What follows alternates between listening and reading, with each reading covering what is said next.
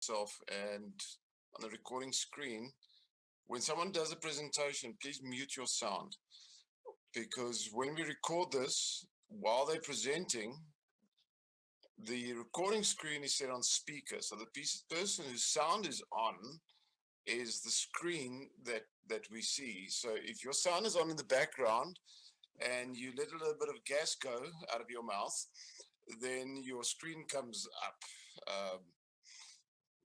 And it sort of interrupts the recording a little bit. Okay.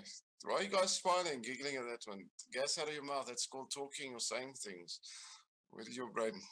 You thought about something else there, yeah? All right. Agnes, why are you giggling? I don't know, I'm just airing gas out of my mouth.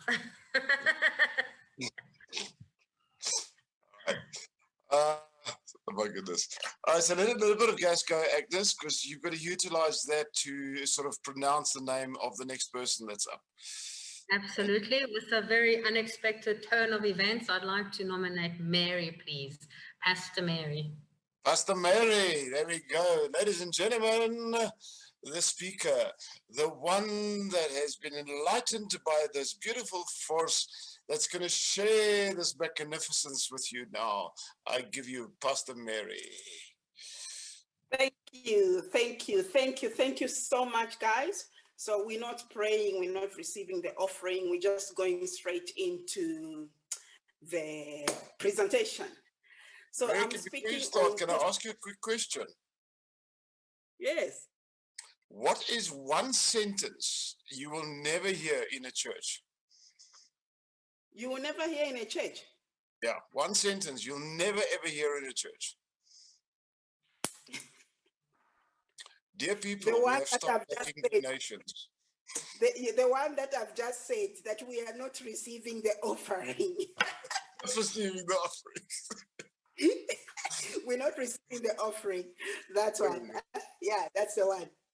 All right. Quick, before you start, are you going to need to do a screen share or not? No, not at all. All right. I do ninjas like Agnes.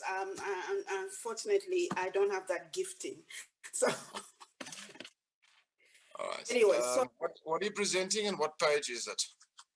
I'm presenting personal development plan on page 75 of our manual. Okay. Okay. Floor's yours. All right. So I have a question to ask. First of all of us, you don't have to answer me, just think about it. Can you say without a shadow of a doubt that you grew as a person during the last year or maybe during this year? Or did you catch yourself wasting time on mindless activities that led you nowhere? Do you feel as a person that you've made significant progress in your life? Just think about that. With that in mind, think about a personal development plan as an attack plan for your life.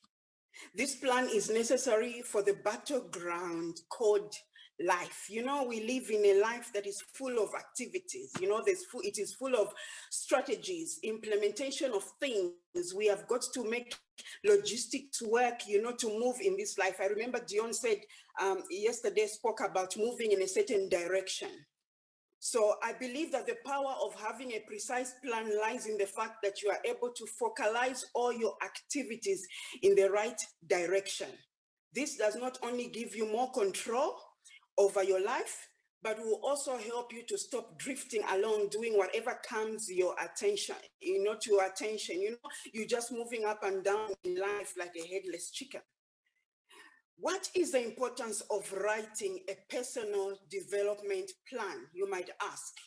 You might say, well, me, I'm fine. Everything is under control. But let's look at some of the reasons why you might need to write that plan for your life. The importance of planning ahead is multifold. One benefit is that you will be confronted with the sometimes daunting questions where you want to go. You know, where you ask yourself, where should I be in the next 5 months? It's an important question that should not be overlooked. If you have no destination, then It doesn't matter where you are going. If you don't have a destination, that means you are just on the ground heading nowhere. Oh well, but once you start writing down something, you start saying, all right, in the next 6 months, this is where I want to go. You would drastically increase your chances of becoming the person you want to be. So the importance of planning is further highlighted by scientific research, which has shown that writing down goals increases your chances of success. Did you hear that? Why should you write a personal development plan? The big advantages of having a personal growth plan, you can call it, is you are having a destination, precise knowledge where you want to go. So I've given myself a goal. In the next 6 months, I should have done 3 more courses. All right? So is that possible? Well, it will be. I believe it will. Number 2, planning the path. You will develop strategies to reach the destination of where you want to go. Then next, knowing the obstacles. You will discover what obstacles could lead to your failure. Something that we have just seen in the presentation that Agnes was talking about in the ninjas, and Dion just brought it up, and I wrote it down because I normally do relationship counseling. Is you can actually see what is working in what I'm doing in a relationship, in a marriage, in a family situation. What is working? What are our, a strength as a family? Understanding the greater plan. You will know exactly why you are doing what needs to be done, even if the goals get tough. So what are the contents of this PDP? The process of personal development planning revolves around the creation of an action plan that is based on your ambitions for development in areas such as career and education, but also self-improvement. In general, the plan contains a statement of a future reality and the way you intend to realize it. Very broadly, your plan should contain the following 5 criteria: what you want or where you want to be, why you want it, how you plan to accomplish this vision, the potential obstacles, risks, and the dangers, how you plan to overcome the difficulties that you are going to find on this journey. You can also include alternative plans that you can quickly execute in case of failure, because there's a possibility that your plan might not work out. It can be beneficial to thoroughly answer the following questions before developing a plan. What do I really want to make out of my life? What kind of a person do I really want to be? Do I have a vision that I want to see implemented in this world? What are my goals and ambitions? What are my dreams? Are my current decisions leading me to exactly where I want to be? As a side note, actually, that you can actually bring here is you can actually formulate goals using the SMART criteria. Be specific. Target a specific area in your life that you want to improve. Is it measurable? Specify how you want to measure your progress. Assignable? Decide who will have to do it. Realistic? Set goals that can realistically be achieved. And then time related, specify when you want to accomplish the goal. So what are the elements of the personnel development plan? Planning isn't difficult. What is difficult, though, is creating a plan that will actually get you where you want to be. This also means that you will have to identify everything that won't get you, that will get you closer to your goals. This is what you need to do in order to specify your individual plan. Take an inventory. Stock taking might be most difficult part of creating your plan. It requires you to be honest with yourself and the situation you find yourself in. Like the question I asked, what have you done this year, in the last year? The analysis of your current situation helps you to identify the areas that you can work on in future. This stage also requires you to evaluate your goals and your ambitions. And then writing a mission statement.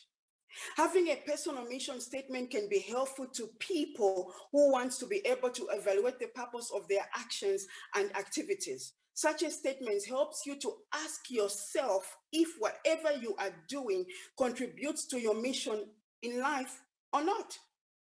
And then thirdly, short and long-term planning. When developing a personal development plan, it is crucial to separate your plans into short and the medium, long-term sections. If you are only planning in the long run, you will most likely neglect the importance of planning of short-term actions. And then fourthly, reassessing your plan. The continuous reassessment of your plan allows you to develop responses to recent developments. So it will further help you to make better decisions at the present moment. And then committing and taking the action plan. What is the purpose of having a plan if you do not execute it? Make sure that you won't forget your plan.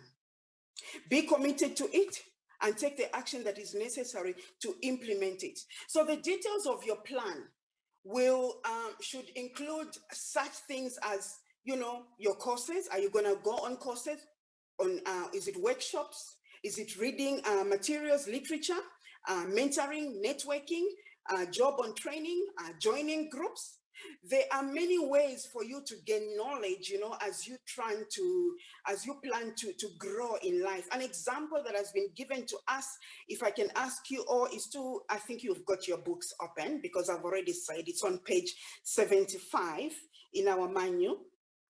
So in this plan, we have been given a column. There's an example there. So in the first column, you write up the 3 steps or objectives that will help you accomplish one key part of your goal. You write the objectives, your skills, knowledge, attributes to attain. So then for each objectives, you have got to have a proof or how you will know that you did this. You can just go back and look at that plan. But the most important thing that is there in the example that they've given us, they've written the first major goal: I will make significant progress on my formal education by the end of 2015. So you have got something written there, and then the attributes and everything else in the table that has been given on that page. You can repeat this process actually by just following what they have given us, and then bring back your goals, the things that you want to attain in life going forward. So with that said, I hope that you have learned something from what I've said, but thank you so much for being attentive. Thank you, thank you, thank you, thank you, thank you. Preach it, sister.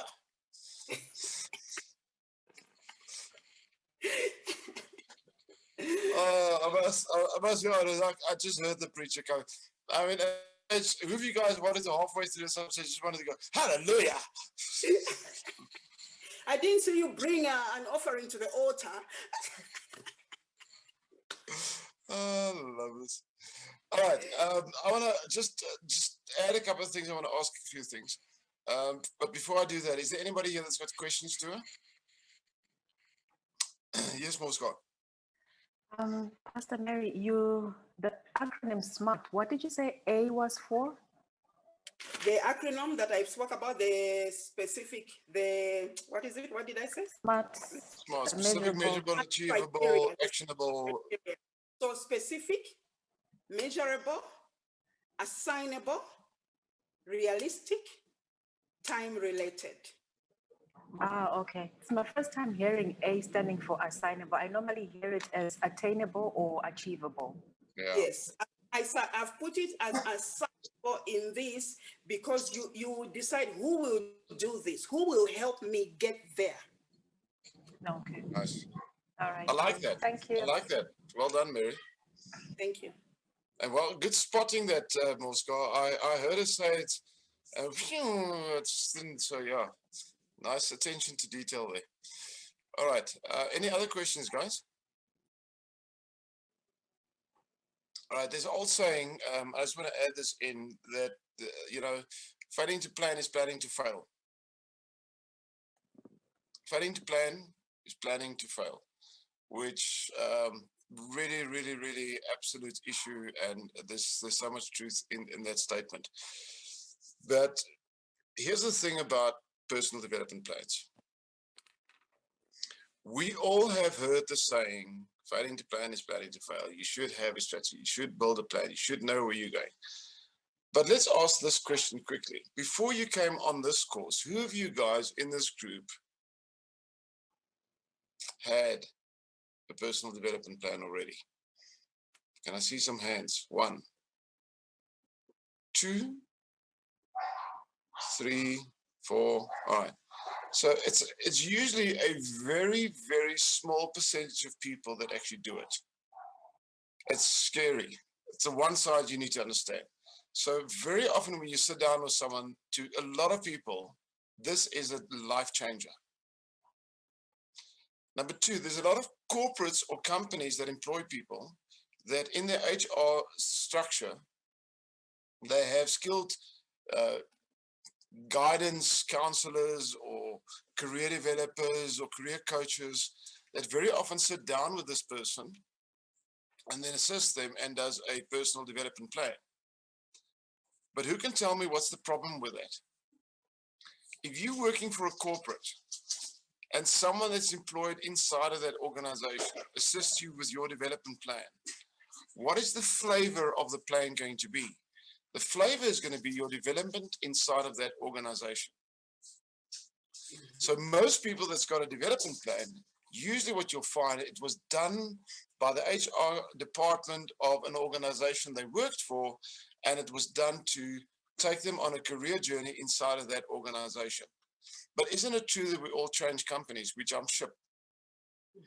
So when a coach, an external coach does it, you do it objectively, you do it full career path, not just inside of that organization. And that's the benefit a lot of clients and your clients will get out of it. Make sense? All right. John, can I yes, say something? please.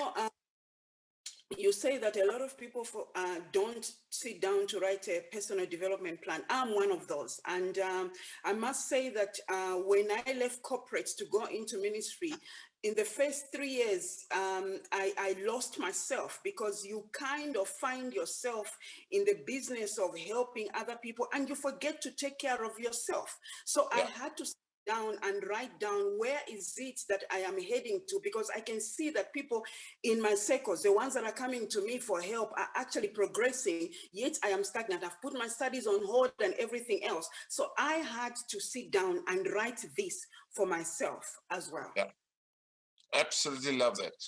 That's, if you guys, if you're a coach, you need a personal development plan. Well, anybody needs a personal development plan. That's one part of it. The second part of it is writing it is not good enough. A lot of people would go and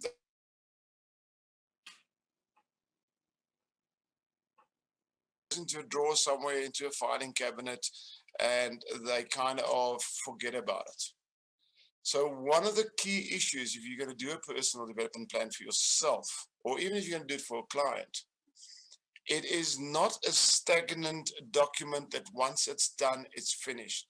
This is a document you want to revisit every couple of months, at least every 6 months of your life.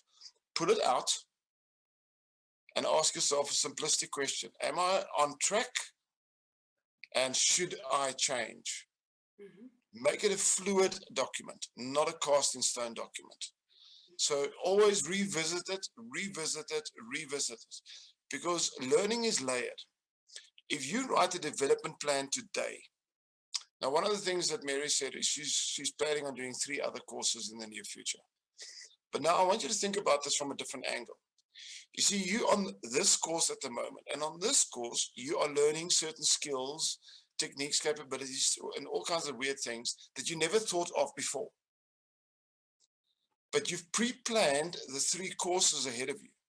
Is it possible that a month from now, some of those courses you thought might serve you, won't serve you, something else might? So your plan might need to be adjusted because of the progression you're going through, because of the plan. Does it make sense? So every step, major step you take in that plan basically means that is a possibility for your plan to change. Mm-hmm. Now, you guys ready for this? What if you draw up a personal development plan? At the end of it, you convert your personal development plan into a force field analyzer. Powerful.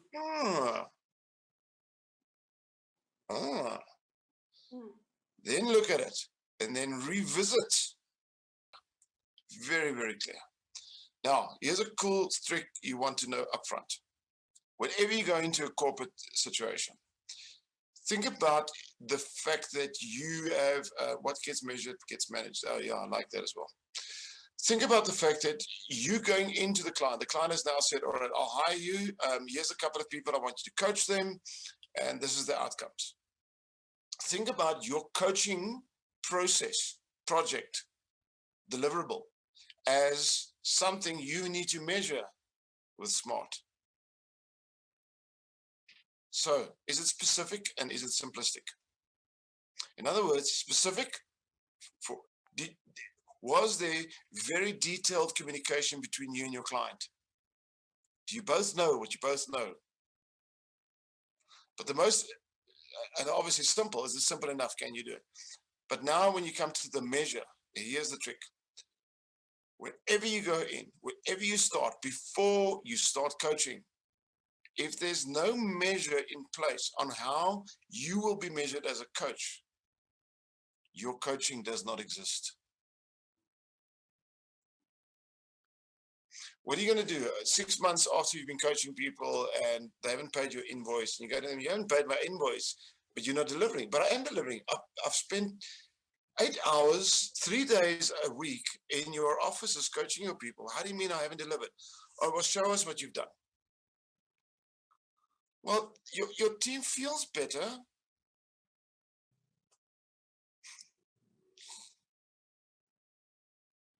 Not measurable.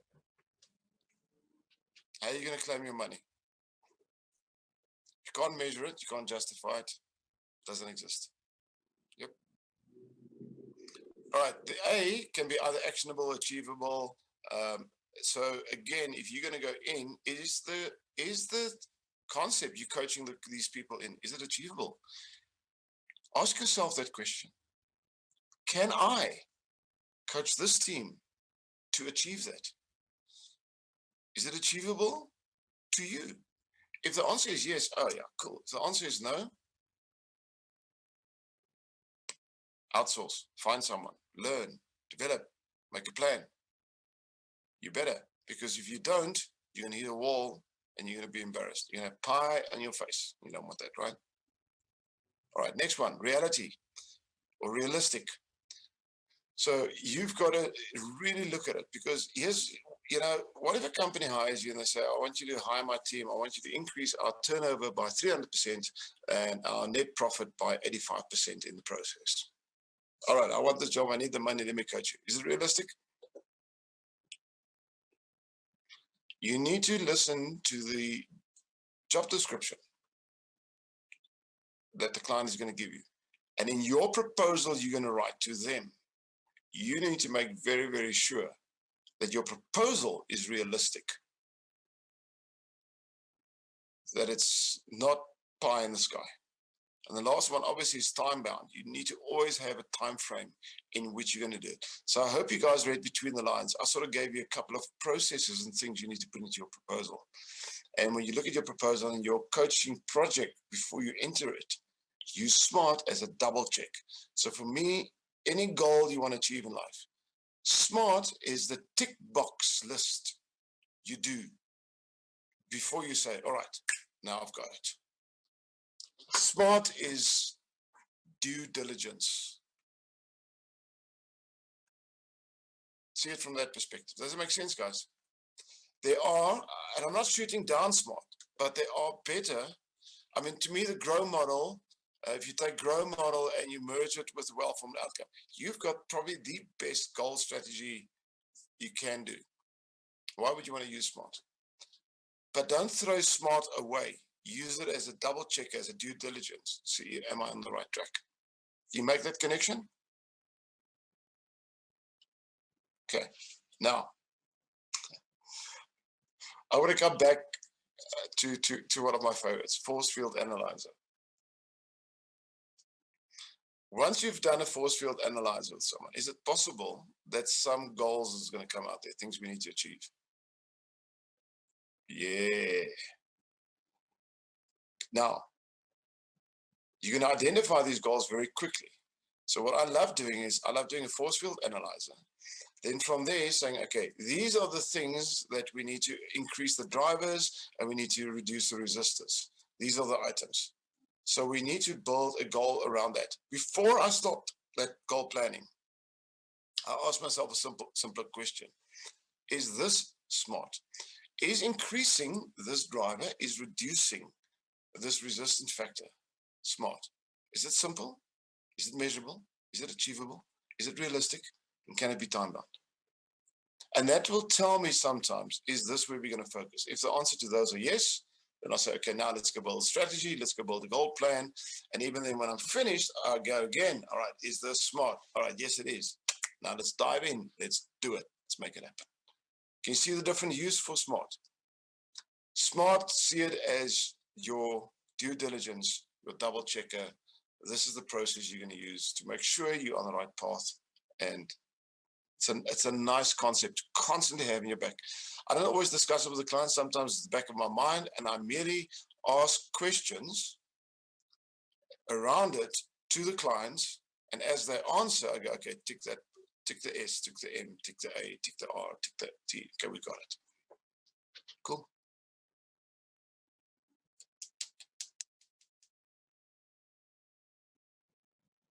So, Mary, can I use smart to look at my personal development plan? You did personal development plan, right? I'm going to short me. Yes. All right. Can I use smart to look at my personal development plan objectively? Yes. Yes. It's one of the things I spoke about. You see how? Yeah. All right. All right, lovely people. What's the time? It's 12:24. Who else is hungry? I'm hungry, and it's time for food. So let's take a lunch. I'll see you guys back at 1 o'clock. So start thinking about who you want to nominate, Armand, to come in after the session. Don't tell them yet. Good job, Armand. Guys, what are we giving? Is we giving him an up or a down? What are we going to get here? Giving him an up? Okay, cool. All right, so you got to pass, Armand. Good job. See you at 1.